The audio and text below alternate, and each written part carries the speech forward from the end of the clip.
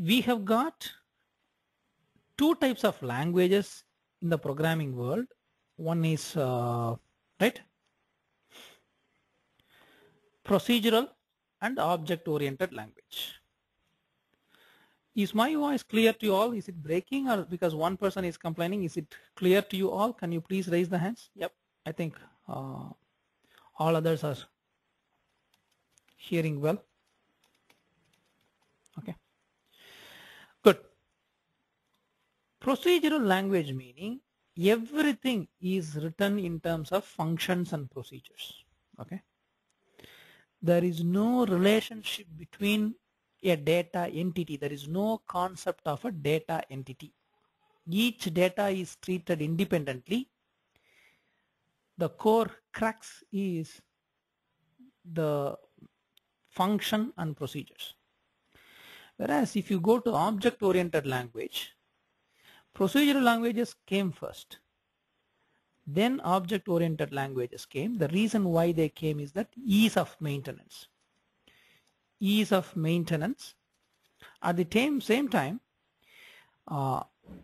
isolating a problem in logic is very easy in object oriented language. If it is procedural language, in C, if I write 1400 functions, where the mistake is, it is very difficult to find unless you know all the methods within that particular program.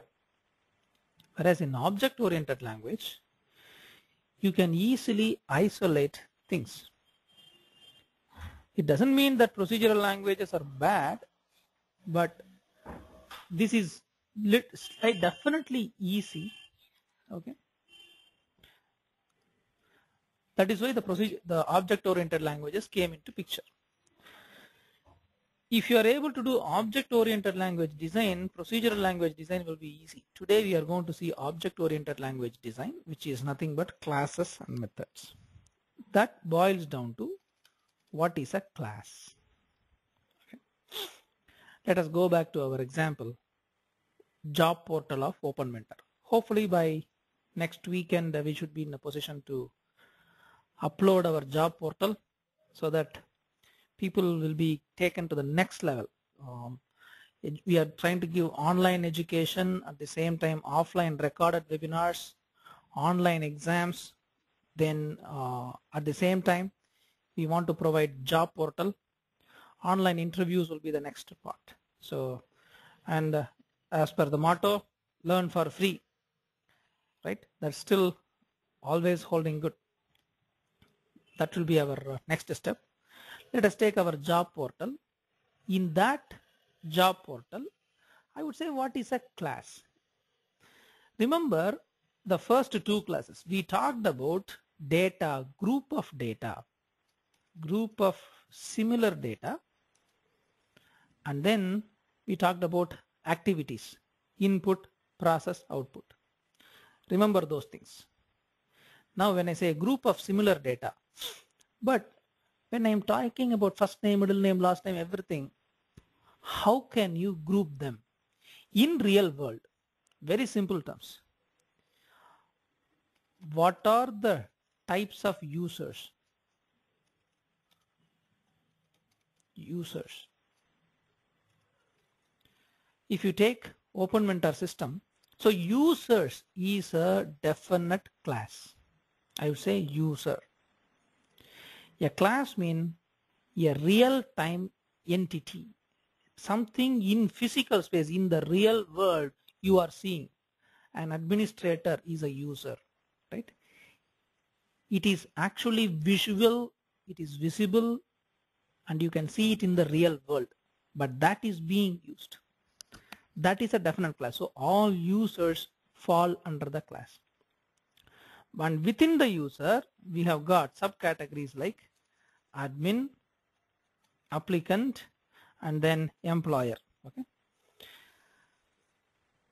User is one class. Within that, I have got three sub things like admin, applicant, employer. Any system, if you have taken any system in the world, user is always a class. Absolutely no doubt. Whether it's an ERP system, HR system, accounting system, Users, it's a standard class. Second thing, we talked about job, right? This is another group of data which I could see something job by itself. Job code, job description, experience required, mandatory skills, preferred skills. By itself, it is a definite entity. I can see job separately on a newspaper, right? So job is another class. Another thing that you can say is, we talked about interview, right? Interview by itself is a specific set of information, okay? Within interview, we talked about the venue, address, details, and then who interviews whom, what is the status. You can always say job is tied to an interview, but job has its own data, interview has its own data and activities. In simple terms, any real-time entity, okay,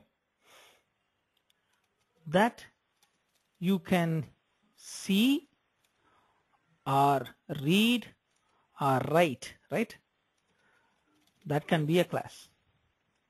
User, I can see. Job description, everything I can see. It's a separate by data. And one more important thing is, it must be a self-contained set of information. Okay. For example, job alone will give some meaning to me, whereas user ID, that alone doesn't give me a meaning. Okay. It needs something else also associated with that. Job as a collective data group, it means something to me. Interview as a collective thing, it gives some meaning to me. Any system, if you take, then that can be a separate class. That means I can say admin is a separate subclass, applicant is a class, employer is a class, job is a class, interview is a class. In our whole system, we broke it to 4 different classes.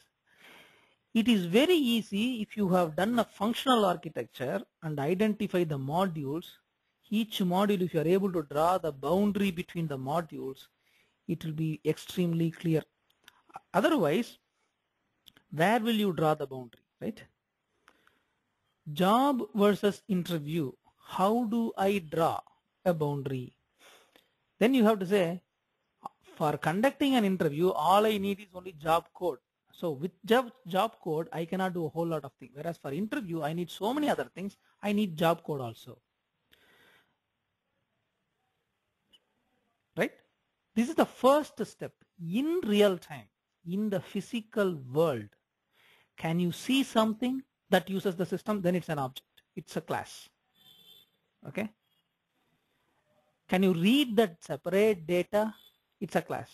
Right? It's a separate class. For example, if you take a retail store, there are a lot of retail stores where you buy groceries.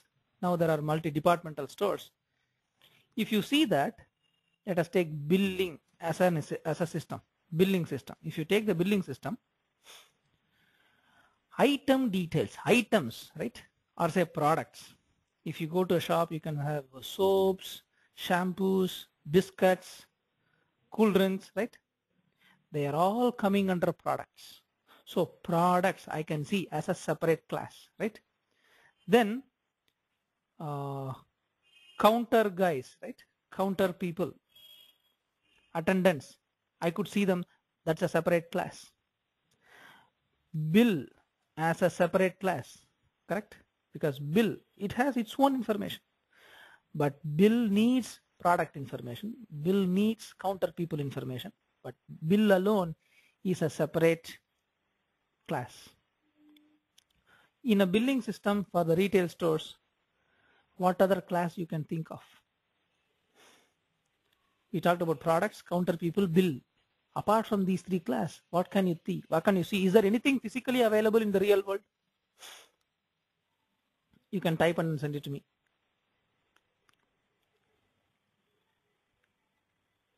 Apart from that, physically I don't see anything read or write. Now if you take a service station, okay, a car service station, assume that they have a service customer care software, right? Someone has said books is an object. Again, I would say books fall under products. Books will be a second level object, but the base will be products. Now let us come to the car service station. You go and then give the car, they take down the order, what to do, whether it's a repair or a maintenance or a regular checkup or a replacement, then it is given to you. So car details, or say I would say vehicle details, that's a separate class, right? Then the job card, right? There is something called a job card in every service station. If you say, then they will note it down. What is the problem? Should I replace the tires? Is it a 5-point check, 17-point check, right? All those. So job card information is a separate class by itself. Then the technician, right? Technician, that itself is a separate class. Of course, there are also parts. Whenever there's a service station, if they have to replace parts, parts will be a separate class. Apart from that, there is any class. So what you need to do is, whenever you want to do a class design, be a user. Imagine that you are a user of the system. If I am doing something for a factory, imagine that you are going inside the factory and then standing. What can you see as a distinct entity? Can you read something, a form? You come to the office of that particular factory. Can you see a form? Can you see something else, right? Same way, take a bank. In a bank, customer information, that's a separate class. Employee information of the bank, that's a separate thing, right?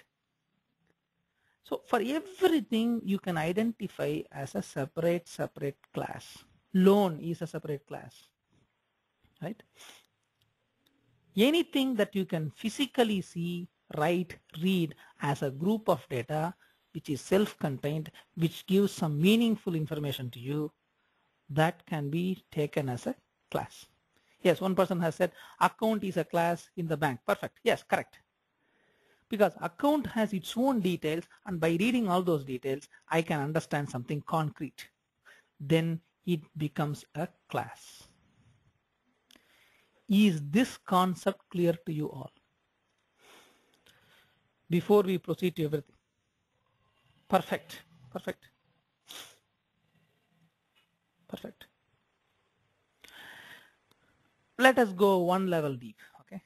The moment you identify class, the next thing is attributes. The class is vehicle. Okay. Class is vehicle. Then there is something called attributes. Attributes are nothing but data about the class. Remember, we talked about first we identified the list of data. Again, I am stressing once again, this field is called information technology. This is not called a software technology or hardware technology. Reason is everything we do, they are all revolving around information, which is nothing but pure raw data of the customer. If you have a good grip and perfect understanding about the data, you can make wonders in software. Most of the time, people do not understand the data. That is why the problem comes. Now, coming back here, attributes. Attributes are nothing but data. So what is the data about the vehicle, right? Right? Vehicle data is model, that's an attribute. Brand, that's an attribute. Number plate, license plate, that's an attribute, right? Then whenever the vehicle enters the factory or the service station, they will note down the odometer reading, right? How many kilometers it has run so far, because when it comes out of the factory, it should not be more than 2 kilometers, right? Even if they do test driving. Odometer reading, fuel tank level, right? They will note down all every single data that we have talked about in the day one. but the data must be with respect to this vehicle alone, right? So attribute is nothing but for that entity in the physical world, what are the data? Very simple. So the reason why I gave that first and then I'm coming to this next, rather than telling technical words like class, methods, etc., if you start first with the normal, unassuming examples of the real world, and if you are able to understand that, understanding software is extremely easy. Is this clear? Attributes are nothing but the data that are pertaining to that particular class. Is this clear? Can you please raise the hands? Perfect. Next level. Let us move to the next level. There is something called methods. Okay. Before that, I talked about first we identified as users. Let us come back to the job portal. User is a class. Okay. Then I said, what are the attributes of a user, regular user? First name, middle name, last name, right? First name, middle name, last name, user, ID, password, right? Date of birth, right? Definitely these are all the, say, email, and then phone number, right? Okay. Yes, I think one person has now just sent the information. Hey, in the class information of the job portal, we forgot one important information. Thanks to that particular user, this person has said resume, right? Resume is a class because that is a standalone information. Perfect. I thank you for that particular finding. So resume or the biodata or the CV, whatever you call it, it is the information about that.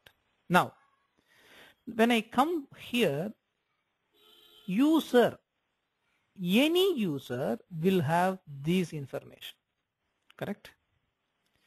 Now, I am going to introduce a concept called inheritance. Okay, inheritance meaning something is derived from this. Okay, for example, I take employer as a user. Employer is also a user of the system, but employer has got this information. Apart from this, what other information he has? That means this is called a derived class. This is called base class.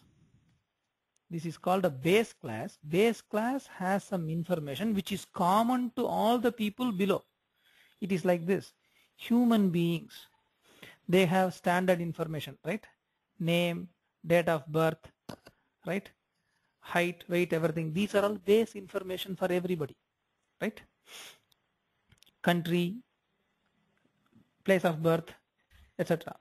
Now, the moment you go to the next level, I am going to make another class, okay? Another class which is going to say voters. Voters are also normal citizens, but they have got something else, voter ID, right? And they are attached to some constituency only. I cannot go and then vote in Delhi, right?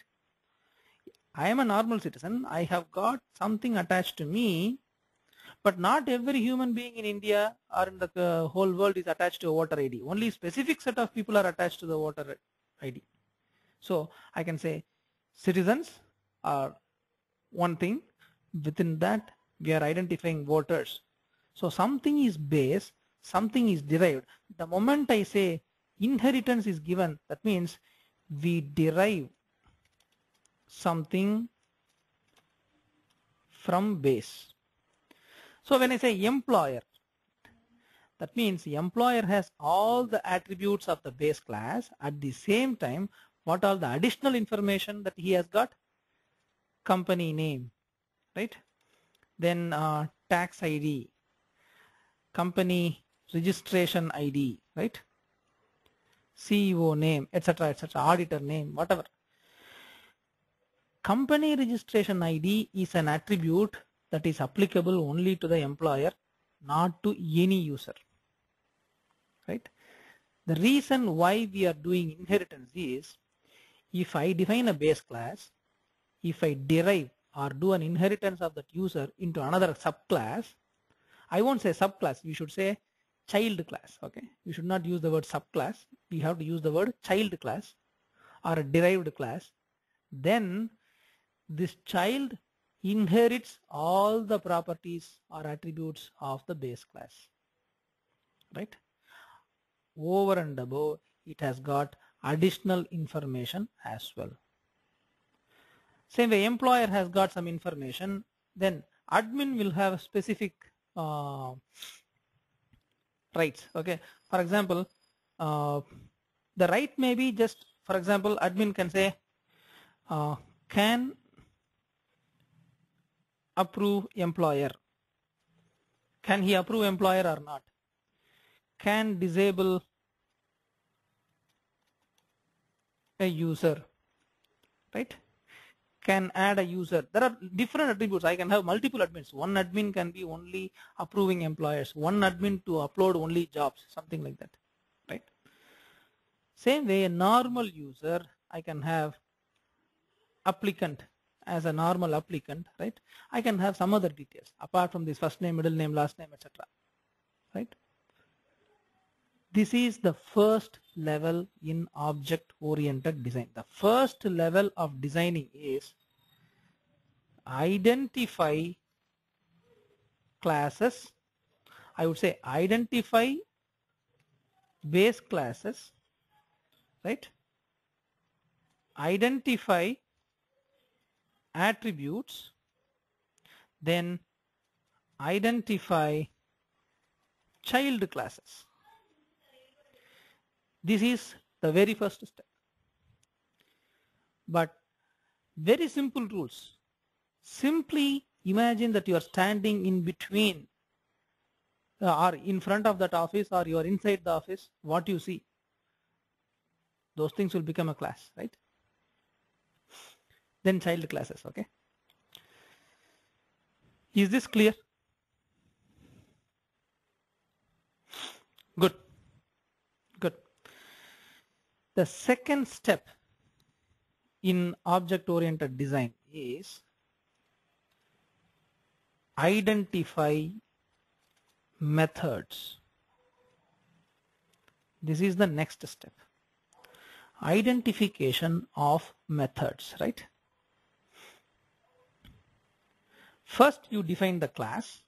Now a method is nothing but, again, a very simple term, any activity that is initiated by this entity is a method. What does it mean? Let us take applicant as a class, okay? I am taking class name as class as applicant. A job applicant is a class. What does this person do? What does he do?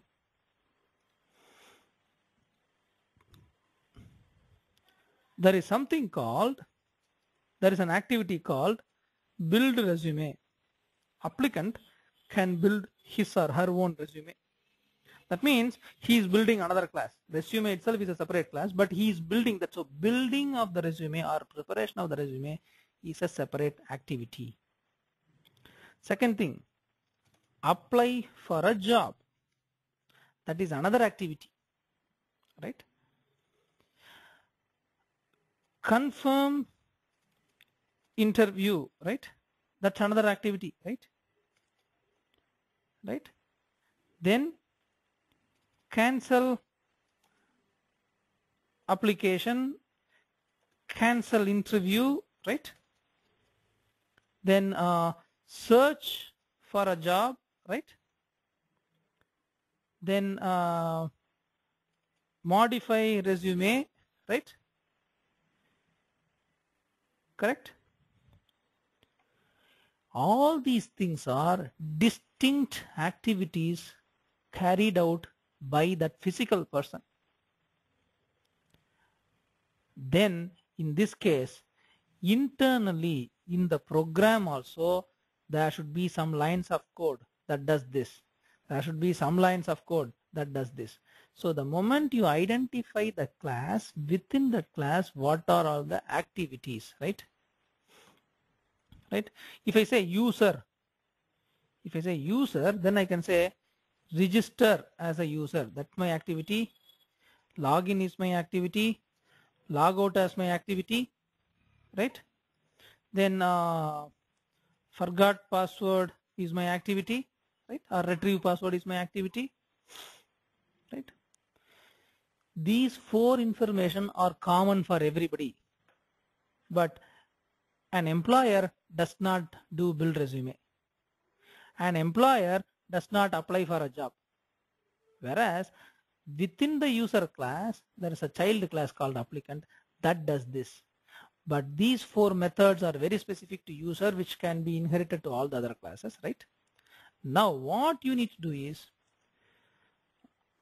someone has asked, is it necessary that I should include all methods or the one that are related to the project?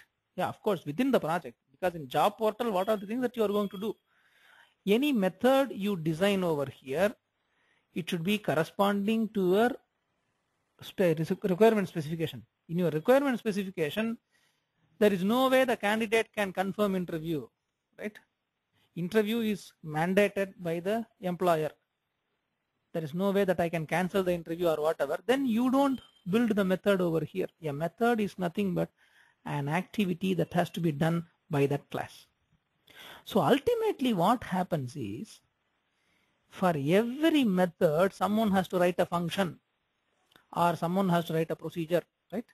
Inside the code, there will be a function called cancel application. There will be a function called cancel interview. There will be a function called modify resume. So ultimately, each one of them will be a function. It will be like a, for example, modify resume, okay? Some parameters, okay? Parameter 1, parameter 2, etc. So somebody will write code here. Every single activity you identify within the class, that will become a function or a procedure within your code. How elegantly, how minute level you are able to identify that activity is your expertise, is your practice, is your ability. If you read again and again the requirement specs and then question yourself, will this person do this? Will that person do that? Right? You will get all these answers, right? This is the basic information, and this is the only information that we need to identify. The moment you identify class, for that class, what are all the activities? For that activities, if you are able to identify at the minute level, right? Instead of saying process application, don't say process application, right?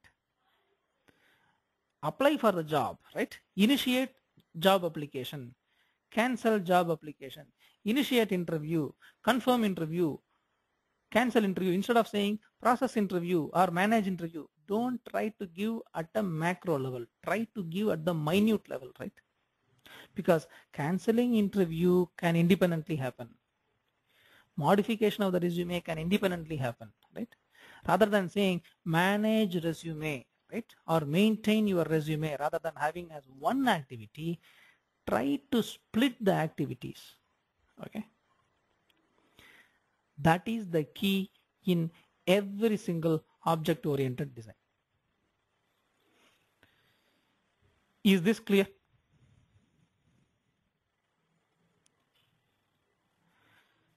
Great. Now, one more level, with that we will stop today. How can I identify methods easily? One way is, again, in your specs itself, requirement specs itself, you would have seen, for example, take the job portal, right? Employer selects applicants, right? Of all the people who applied, employer does a selection, right? Then for employer class, right, I need to have a method called choose applicants, right? Because the requirement specifically says out of so many applicants who applied, I should be in a position to choose applicants, right? Everywhere, in very simple terms, if you see an action verb, it's one of the basic techniques my mentor told me when I was 2 to 3 years old in the industry, okay, way back in 95, 96 time frame. In the requirement specification, you see an action verb, right, for an entity. That can be a method. There is no better explanation that anyone can give. I thank my mentor for that. If you see an action verb, right, choose applicants. Choose is the keyword, action verb. Take that, that should be a method, right? Applicant will confirm the interview schedule. So confirming interview schedule by applicant is a method, right? Employer can postpone the interview. So postponing the interview must be a separate method, right? Employer can cancel the interview. Applicant can cancel the interview. So for employer class, there is a cancel interview. There's an applicant class, there is a separate cancel interview. Wherever you see a simple action verb for that particular entity in the requirement specs, that is a method. Is it clear? Cool. Any questions so far in this class? Just to recapture today's class, we have seen what is a class, the definition of a class. We saw some example with respect to Open Mentor job portal. We saw an example with respect to vehicle service station, right? We saw a simple example for the banking system. Same way, we talked about methods. Then attributes for each class, attributes. Then what is a derived class and base class? Then what is a method, right? Any questions?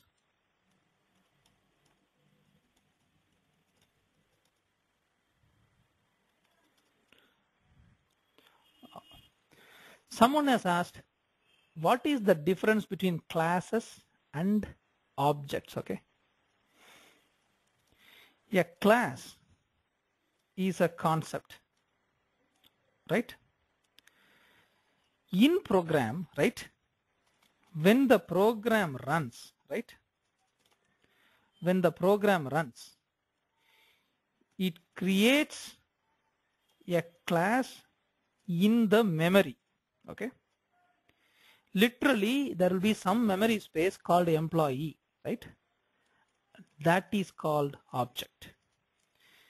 A class loaded into the memory is called object. If you, again, I don't want to go to the programming level, right? What they will do is, there will be something like, just hold on a second.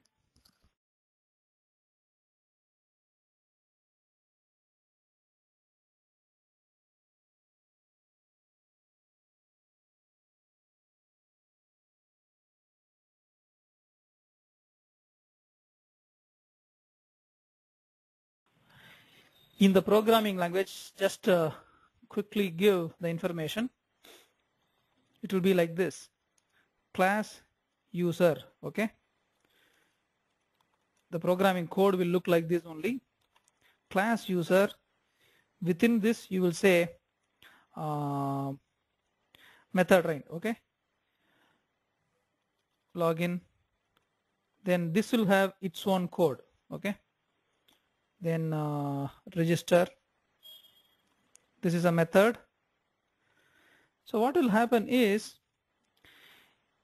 the outer container is called class. Within the class you will be defining the methods. Suppose I want to execute something, right? They will say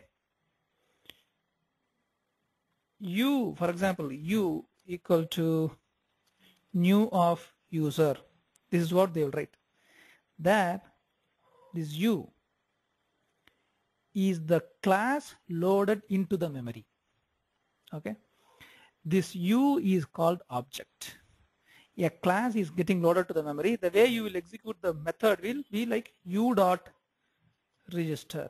The way they call, they say u dot register. So to load a class into the memory, you make an object. You'll use new something like this. The syntax will differ from language to language, right? To call a method, you say object dot that method name. That's the difference. Okay. Again, one person has asked what is the difference between procedure and function. Again, it is nothing to do with design concept. Function is the one that returns value to the left hand side. Procedure does not return a value to the left hand side. That's the difference, right? Someone has asked what is an instance and what is an object. For example, I can have u1 is one object. I can say u2. u1 is an object, u2 is an object, but right, same user loaded into the memory. This is one instance, this is second instance. Okay, it's like I am creating two apples, right? Both of them are having the same property, same methods, but I am having two user objects loaded into the memory. That is called instances. Okay. Someone has asked, functions and methods, are they same, right? A method can be a function or a procedure. In simple terms, if it is a void, if it starts with void, if it doesn't return something, for example, login, if it returns boolean, okay, true or false, that means it's a function. If it returns some value, it is called a function. If it doesn't return, but if it simply say void, then it is a procedure. So a method can be a function or a procedure. Both are possible.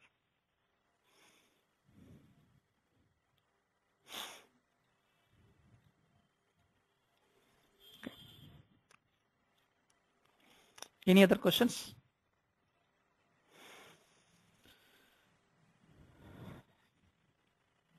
Good. One other question has come about how many objects that we can create or how many instances we can keep on creating. It's up to your memory space, right? If you load a class into the memory, memory is consumed. Some classes may take 1 MB, some classes may take 2 MB. If you keep on instantiating that, instantiation meaning creating that object into memory, then your memory is getting consumed. At some point of time, your memory will become low. Your project, your application may fail. So it is with respect to the memory capacity of your machine. But there is no, I would say, there is nothing like a limitation.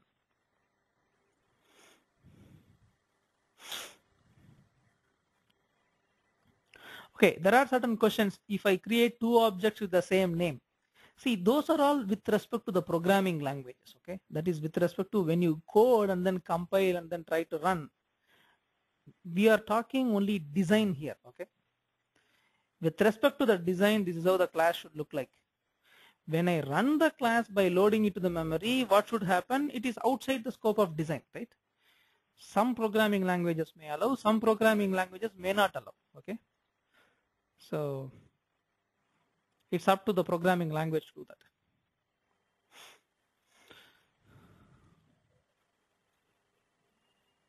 Someone has asked one more question. What is entity relationship diagram?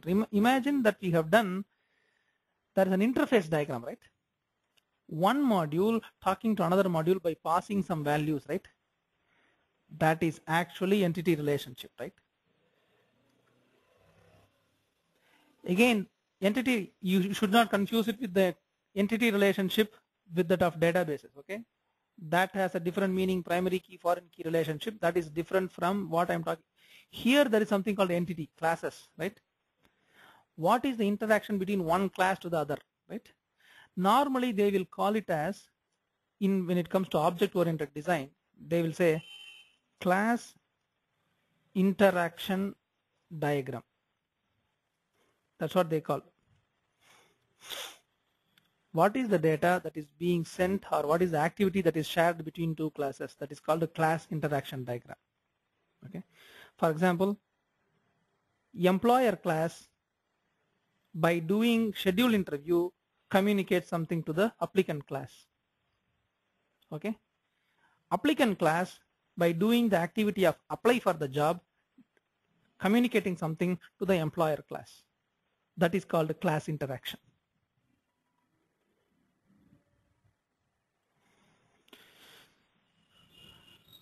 Fine then. So I don't get any more questions with respect to today's portion. I would like you people to try, provide your suggestions onto OpenMentor for the next month courses. Actually, and you can also try that Bull and Mac game, which will help you doing problem of elimination, memory retention, permutation combination, plus vocabulary. Any other questions for the day?